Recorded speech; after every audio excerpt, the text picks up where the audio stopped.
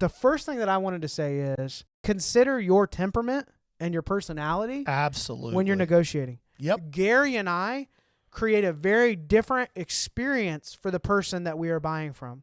We both have found ourselves to be effective in buying. And there's some principles that we don't have any variation from, but we definitely present ourselves in a different way. We approach it differently. Yeah, absolutely. So the first thing that I'm going to say about this, which may be the very first thing that you're like, well, this doesn't affect me. But I think for most people, if you're starting to try to buy things and negotiate a deal, like, hey, I want these things, you've made an offer, and the implication is that the seller is saying, I don't know about this, or no to you. Now you're in a negotiation. You weren't in a negotiation when you just threw out a number and they say, yeah, no problem. You're in a negotiation when there's resistance. So be comfortable with being uncomfortable. Be okay with the fact somebody just said no. Yep. And told you that they're probably not interested in moving things at the price and don't that you initially threw out to them. Don't assume that they're a jerk because they don't want to sell to you at the price that you want to pay. Great point. Sometimes it just doesn't come together. Another part of this that's really important, and we'll try to kind of give you the back and forth of this as we go through these points.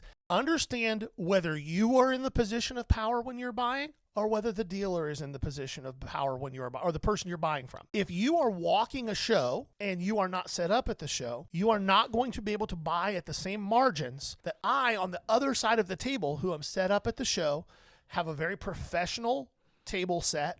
A banner that says buying. Yeah, like that anybody who walks up goes, oh, this obviously somebody who does this for a living. Like, this is not just a guy throwing some top loaders on a tabletop.